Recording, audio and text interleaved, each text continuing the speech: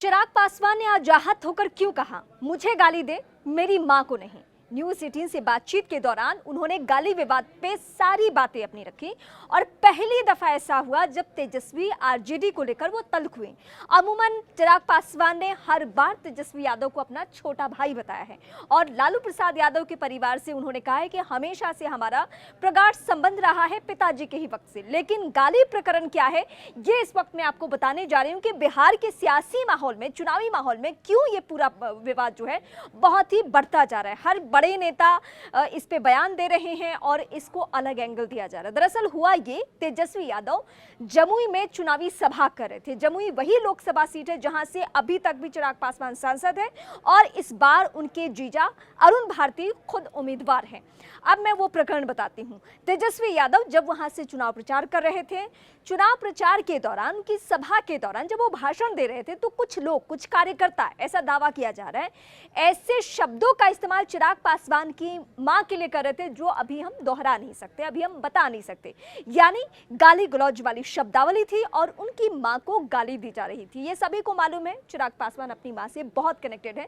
वैसे तो हर शख्स होता है, लेकिन चिराग राजनीति में भी जब भी कोई बात करते हैं तो अपनी मां का जिक्र जरूर करते हैं। उसके बाद जब उनसे बार बार ये सवाल पूछा गया, वो वीडियो दिखाया गया, तो चिराग पासवान इस मसले पर बहुत आहत दिखे और उन्होंने सीधे इसको कनेक्ट किया जंगल राज से। ये पहली दफा था जब जंगल राज का जिक्र कर रहे थे चिराग पासवान, जो कि अमूमन बहुत हार्श होते नहीं थे आरजेडी को लेकर या तेजस्वी यादव को लेकर।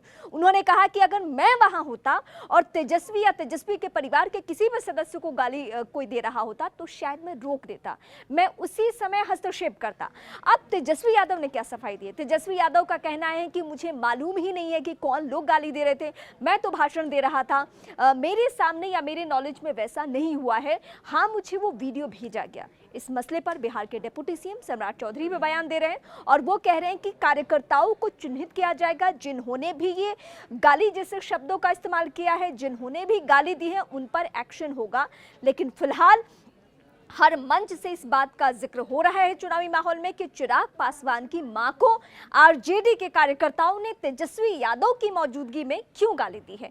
क्योंकि अभी भी हमने देखा है कि चिराग पासवान बिहार के वो राजनेता हैं जिन्होंने मुद्दे को उठाया लेकिन कभी भी किसी पर व्यक्तिगत टिप्पणी कर से वो बाज आते हैं, वो नहीं उस तरीके से हार्श होते हैं। लेकिन इस मुद्दे को पूरे चुनावी माहौल में उन्होंने रखने की कोशिश की है पब्लिक के सामने और वो इस बात से भी आहत है कि जो जमुई की कैंडिडेट है आरजेडी की, वो खुद महिला उम्मीदवार है और उनके सामने अगर इस तरीके की भाषा का इस्तेमाल हुआ तो फिर उन्होंने क्यों नहीं टोका, उन्होंने इस पे सवाल क्यों नहीं उठाया, उन्होंने बाद में भी ना माफी मांगी है ना इस मुद्दे को उठाया है।